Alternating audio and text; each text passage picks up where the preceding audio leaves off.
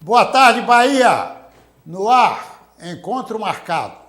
Hoje nós temos a grata satisfação de receber o fisioterapeuta Marcelino Lima, da ITC Vertebral. Vertebral. Como vocês vejam e estão apreciando nessa abertura, vai ser muito útil, porque a parte de especialização em coluna vertebral. Dentro de instantes, nós vamos conversar a respeito.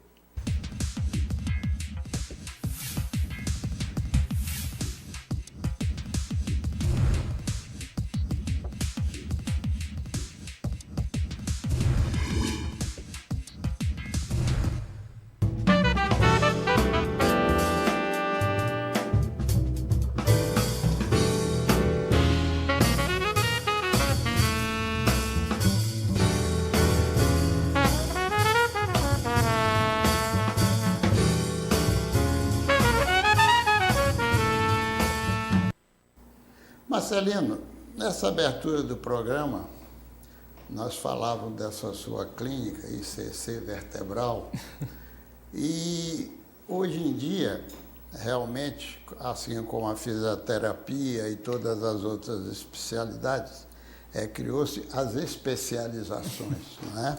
O que é bom, porque a pessoa se dedica mais e tem um know-how satisfatório para poder resolver toda a patologia, né? Eu queria lhe perguntar o seguinte, primeiro, nessa parte ITC vertebral, o que representa o ITC vertebral no seu nome? É ITC, doutor. É ITC, está vendo você? É Instituto de Tratamento da Coluna Vertebral. Pronto, esse é a terminologia. E a outra coisa é que você tem uma clínica, segundo você me falou, no Itaigara e lá em Lauro de Freitas, né? Isso. Então, vocês estão na especialização de coluna vertebral. Que, aliás, é uma coisa, me parece, você vai confirmar, hoje em dia, não é? A importância que tem a coluna vertebral na vida de todo brasileiro. Eu tenho a impressão, na minha ótica, que o percentual de coluna vertebral está acima de outras partes do corpo humano, nesse sentido da sua especialização. O que é que você diz disso? Olha só, segundo, não sou eu, a OMS, 80% da população mundial vai ter dores na coluna até o final de sua vida. Então, assim, 80% é um número muito grande.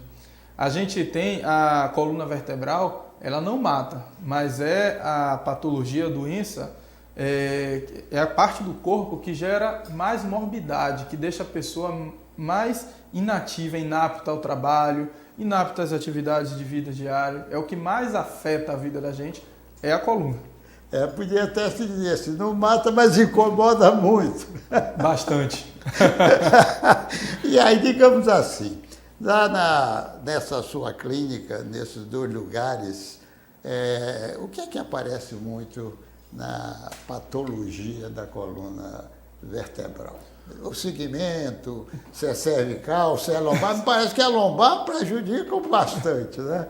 Mas qual é o que você tem mais, assim, afluência de candidatos, né? A tratamento. A tratamento, é lógico. Olha só, nós somos 52 clínicas ou 55 no Brasil todo.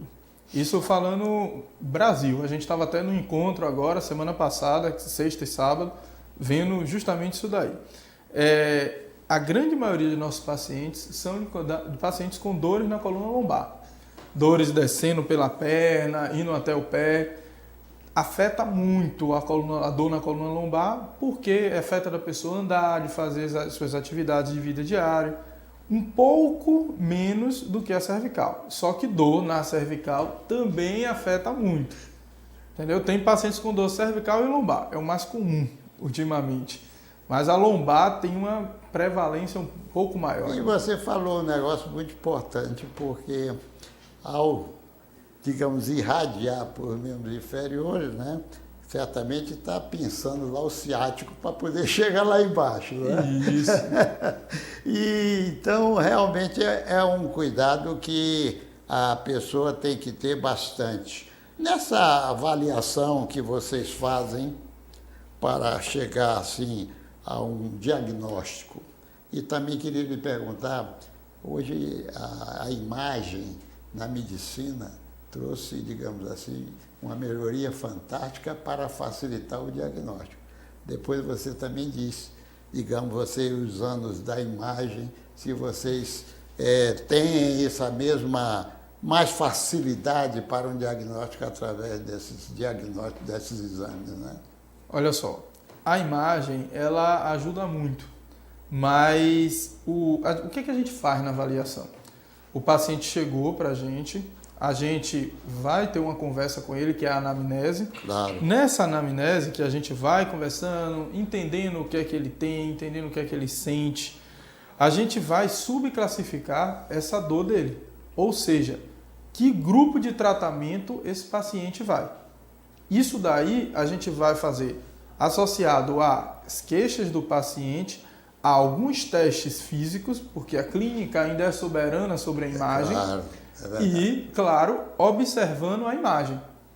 Quando a gente para ver a imagem, por quê? A imagem pode aparecer as red flags, as bandeiras vermelhas que a gente fala. Por exemplo, uma fratura vertebral, uma hérnia de disco com compressão total, que pode estar gerando uma síndrome chamada síndrome da cauda equina, que gera incontinência fecal, incontinência urinária. E também vai ajudar para ver o nível da compressão nervosa, ou seja, fechando mais o diagnóstico. Como a gente trabalha com tração também, então você pode direcionar mais a tração para aquele segmento a partir disso. E também observar o ponto que você não deve mexer muito. Porque um lugar que tem uma hérnia muito grande é um lugar que você não deve manipular normalmente. Então ajuda a organizar tudo isso. A imagem é fundamental também. Fora, hoje em dia, o respaldo legal que ela dá para a gente em estar tratando aquele paciente. Agora, me diga uma coisa, hoje com, digamos assim, todos esses meios mais para diagnóstico e induzir um tratamento sem ser intervencionista, né? Porque antigamente se falava muito em cirurgia, né? Em fazer de hérnia de disco, né? E assim por diante, mas parece que hoje, pelo que eu tenho visto de notícias, é que a coisa diminuiu um pouco, porque através desses outros recursos tem-se conseguido, digamos assim, minorar a situação do paciente. Né? A hérnia de disco, a artrose, os problemas de coluna mais comuns, eles são crônicos, certo? Tem-se aparecido muitos estudos, teve um estudo que saiu, foi ano passado, nos Estados Unidos, falando justamente, comparando 2 anos após a intervenção cirúrgica e esse paciente recebendo um tratamento convencional. O resultado nesse período foi igual. E assim, seguindo também as orientações dos livros de semiologia, né, que 95% das hérnias não são cirúrgicas. A gente tem um percentual muito grande não cirúrgico. E os tratamentos convencionais não invasivos aumentaram muito suas técnicas. Assim, foram técnicas novas aparecendo, equipamentos que ajudam a diminuir a inflamação. Com a ajuda do ultrassom diagnóstico, a gente conseguiu ver qual era a musculatura que deveria ser contraída para estabilizar a coluna. Foi um grande ganho, a imagem ajudando também. Então, a gente observando que músculo deve ser contraído, os exercícios ficaram mais direcionados para a coluna. Então, a gente conseguindo direcionar mais os exercícios para a coluna, a gente aumentou muito esse resultado também. A gente, por exemplo, o nosso tratamento ele tem um resultado de 87% de melhora de nossos pacientes. Então, assim, um resultado muito alto. Você evita que o paciente faça aquela cirurgia. E você evita também limitações no paciente. Por exemplo, uma artrodese de muitos segmentos, o paciente fica muito limitado. Você, com a organização, fortalecimento, a atração, você consegue estabilizar esse paciente e ele fazer um exercício mais consciente, podendo jogar tênis, entre outros. Né? Que não é um dos melhores para a coluna, né? Não é um dos melhores. Nadar o que eu diga. Né?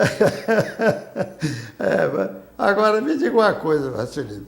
Nessa clínica de vocês têm, além de ter o diagnóstico, é lógico, vocês tenham todos os recursos com equipamentos para que vocês utilizem esses equipamentos para essa melhoria dos pacientes, né? Isso. A gente tem a maca de tração, que puxa a coluna, diminui a compressão sobre a medula, imobiliza a articulação, estimulando a produção do líquido sinovial, que é como se fosse um óleo das articulações. E isso ajuda a ter menos desgaste, aliviando a dor também. A gente tem a parte da terapia manual, da fisioterapia em si, da osteopatia, que a gente mexe muito nesse paciente. A gente tem outro equipamento lá, que é uma outra máquina, são equipamentos grandes, você vê. A flexo descompressão, que a gente consegue mobilizar mais a coluna, fazer mais movimento com esse paciente. E o stabilizer, que vai ajudar a gente a medir a contração do músculo desse paciente. Dando essa medida exata, a gente consegue focar bem na musculatura que a gente quer fortalecer. Você agora tocou um ponto que eu acho muito importante, é a questão do fortalecimento da musculatura, né? Porque se você tem esse fortalecimento dos músculos, ele, digamos assim, vai amparar essa coluna, né? Para não dar aqui a sua sintomatologia dolorosa, né? E lá vocês trabalham muito disso, né? Trabalhamos muito isso daí. Vou explicar um pouquinho um sequenciamento lá. Isso. A gente tem, o tratamento é dividido basicamente em cinco partes. A primeira parte é a fisioterapia manual. Ela faz o quê? A gente mobiliza, reorganiza as articulações. A segunda parte, a tração. A tração, ela faz o quê? Ela puxa essa coluna, tendo aqui esses efeitos que eu acabei de falar, que diminui a compressão da hérnia, liberando mais o canal medular e aliviando a dor também. Depois, a flexodescompressão, que a gente vai conseguir mobilizar e reorganizar a coluna também. Depois, a estabilização, que vai fortalecer a musculatura.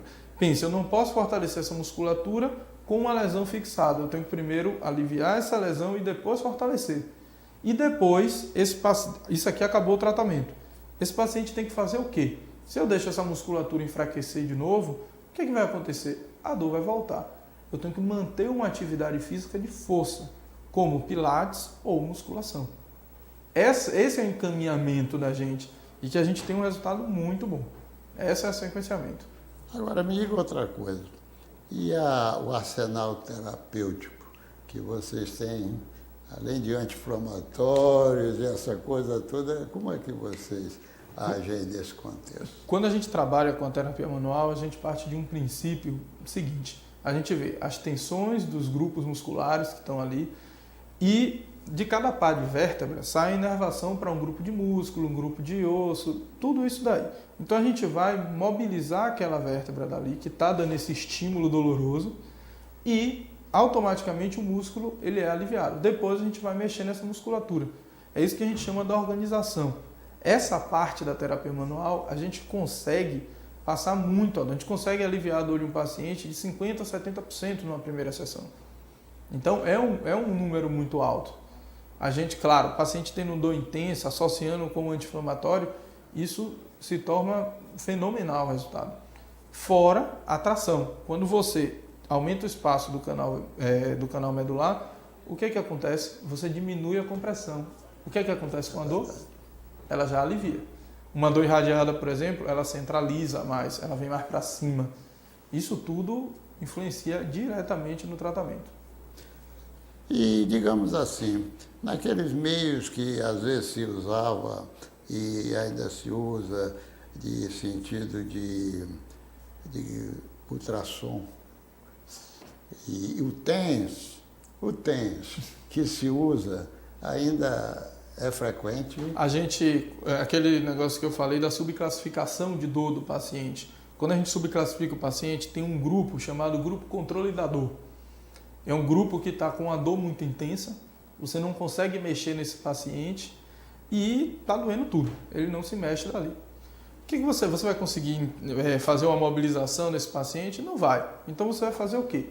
Você pode usar um TENS, só que o TENS ele é um paliativo. Ele engana o sistema nervoso e alivia a dor. Como você conseguiu aliviar a dor, você pode tratar a causa agora. E aí sim você mexe. O TENS ele tem que ser usado dessa forma.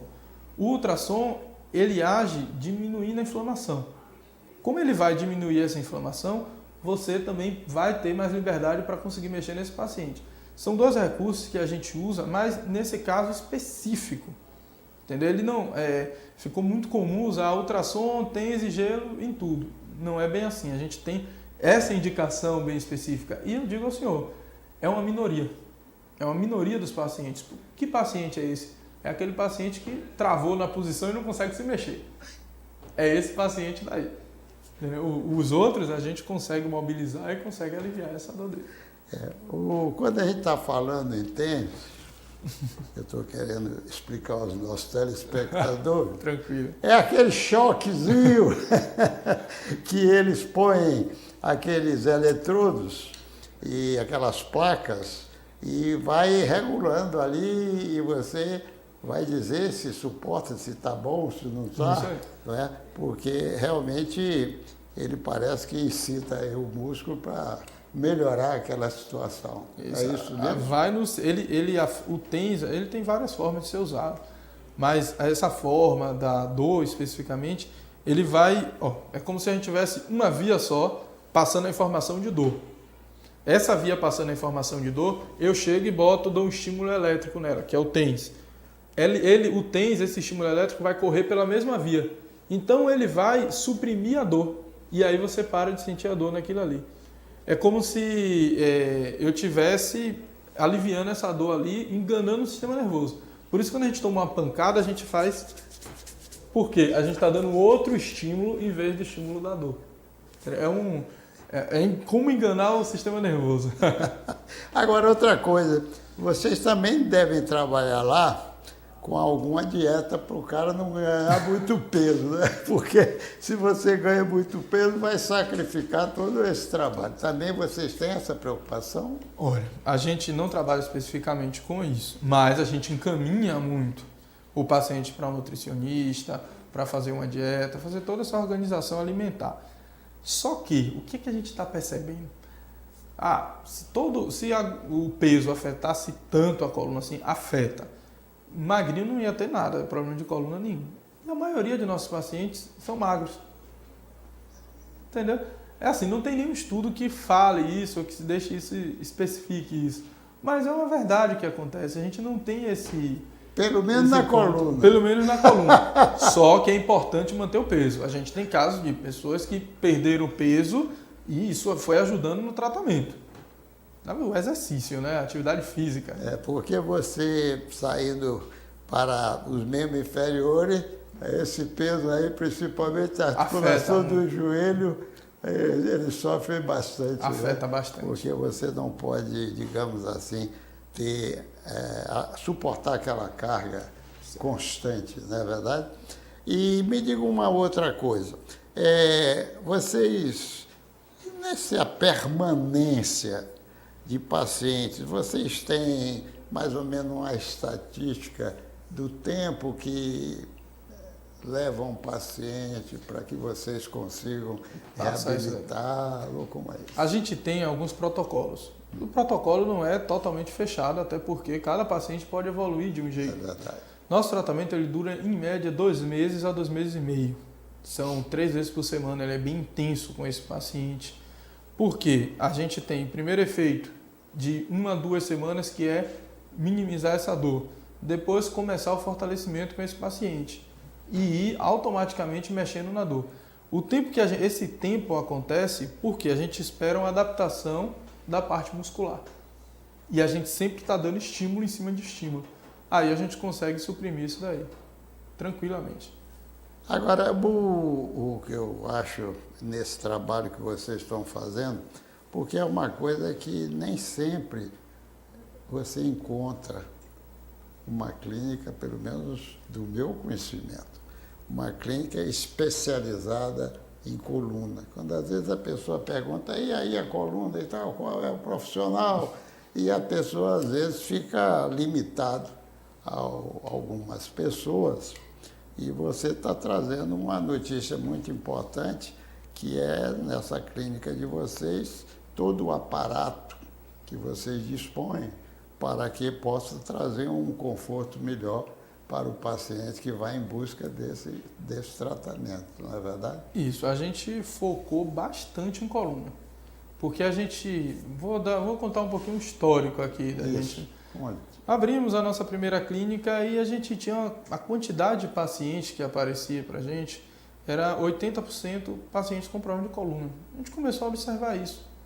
E a gente foi procurar no Brasil e no mundo o que é que tinha de mais novo, o que é que tinha de recursos terapêuticos para tratar essa coluna. Muita gente tem medo de cirurgia, muita gente tem medo de injeção, não quer fazer infiltração e tratar a coluna mesmo.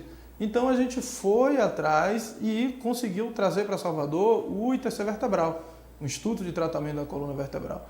A gente trazendo isso para cá, a gente conseguiu ampliar mais ainda isso e focou muito em coluna. Mais ainda, focando em coluna, você vai descobrindo Vou dar um exemplo. Um paciente que dá sente dor irradiada pela perna. Tem um teste que a gente faz que, se der positivo, você tem uma contraindicação a alongamento daquela musculatura posterior. É uma coisa dessa musculatura de trás aqui. Entendi. É uma coisa que se faz muito comum em clínica que não é especializada nisso. E é uma coisa que a gente bate sempre nisso daí. Por quê? Quando vai fazendo isso, você vai irritando o sistema nervoso e pode ativar a dor com o tempo.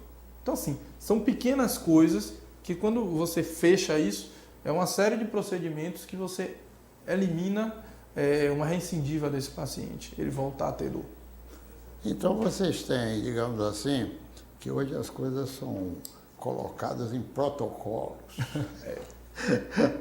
Tenho sempre entrevistado alguns colegas e aí então vem o protocolo, né? E eu digo o seguinte, então vocês têm mais ou menos nesse protocolo, que são as diretrizes que devem ser exercidas para que os resultados sejam satisfatórios, né? Então vocês estão aí, digamos assim, muito familiarizados com tudo que você agora realmente está dizendo, que já veio de um congresso, porque sempre esse congresso tem uma grande vantagem de novidades, né? De pesquisa que a pessoa faz e traz, que isso é muito bom. Certamente nesse que você esteve agora, foi em Brasília? Não, esse agora a gente estava em Fortaleza. Em Fortaleza. Foi em Fortaleza, a gente, na verdade não foi nenhum congresso, foi um encontro dos ITCs do Brasil. Ah, sim. Então o que a gente troca muito nisso daí? Você troca, pense, eu tenho aqui uma média anual de 300 pacientes, 300 a 400 pacientes. Multiplique isso pelo Brasil. A gente tem um número muito grande. Então foi uma mesa redonda discutindo vários pacientes. Isso é muito bom. Isso é muito bom porque a experiência, né, das pessoas, né? Outro dia eu estava lendo uma coisa, não tem nada a ver com a questão do ITC, nada. Mas mostra exatamente isso de leigos, né? Outro dia eu estava lendo uma matéria sobre o autista, sobre a síndrome de Down. Quer dizer, os familiares trocam as informações daquilo que tem obtido de sucesso. É mais ou menos isso que vocês estão fazendo, não é verdade? Nesses encontros que vocês têm e que são satisfatórios nesse contexto todo. Agora, eu acho que você vai ter um pouquinho de preocupação com os seus pacientes, agora com o forró. Aí eu queria saber qual é o aconselhamento que vocês vão dar aos seus pacientes de coluna para balançar o forró. Você sabe que isso é verdade, a gente brinca até que uma paciente nossa, ela, não vou citar nomes aqui, mas eu quero dançar forró no São João. Isso ela chegou em abril pra gente, né? Eu falei, não, até o São João tá tranquilo. Aí ela foi dançar o forró semana retrasada. Já dançou, não sentiu nada, tava bem. Ela dançou com a contração do transverso, que é o músculo que segura a coluna. Ela aprendeu a fazer e dançou assim. O que a gente pede para o nosso paciente? Primeiro, porque tem paciente que se movimentando, a dor melhora. Esses pacientes daí, pode dançar. Já os pacientes que quando se movimentam a dor piora, a gente pede para dançar uma música, dar uma descansada. Mulheres, salto, tem que usar, não pode ser de rasteira, tem que usar um salto de 2 a 4 centímetros nada de salto muito alto, e dançar, parar, ficar rodando muito, sendo jogada para lá, jogada para cá, não pode. Mas... Tá vendo aí? Olha o aconselhamento aí pro forró do São João, aí. Tá quase tudo liberado, a verdade é essa. Isso é interessante, viu? Agora, será que nós deixamos, Marcelino, alguma coisa que não tocamos nesse contexto que você falou, digamos assim, que merecesse você fazer um reparo ou alguma outra coisa que você gostasse de ressaltar para os nossos telespectadores, o comportamento que pode ter? Isso eu acho que é muito bom, essa Muito orientação. Eu vou falar na verdade, eu vou falar de duas coisas. Primeira é em relação ao Pilates. Hoje em dia está muito comum fazer Pilates aqui e ali, a gente tem que ter cuidado aonde a gente vai fazer. A gente sempre está prestando atenção, não existe exercício com dor, todo exercício tem que ser sem dor. Outra, voltando um pouquinho ao forró, os aconselhamentos. O ideal é que a gente sempre mantenha a coluna no lugar, a coluna ereta, evite muitos movimentos para frente. Eu vou dar uma dica aqui, se eu posso falar. Pode ser. A gente tem um guia postural nos nossos sites, um guia de exercício e um guia de postura. Começando a fazer isso é muito bom. Ele está no site www.herniadedisco.com.br. Lá você vai encontrar o guia postural e o guia de exercícios. Seguindo o guia postural, você previne muito sua coluna. Seguindo o guia de exercício também, podendo tratar até algumas pessoas esse guia. Mas ele deve ser seguido corretamente. Tendo qualquer dúvida, lá no site mesmo, pode mandar pergunta para a gente que a gente responde tranquilamente. Alguns, sou até eu mesmo que respondo esses e-mails.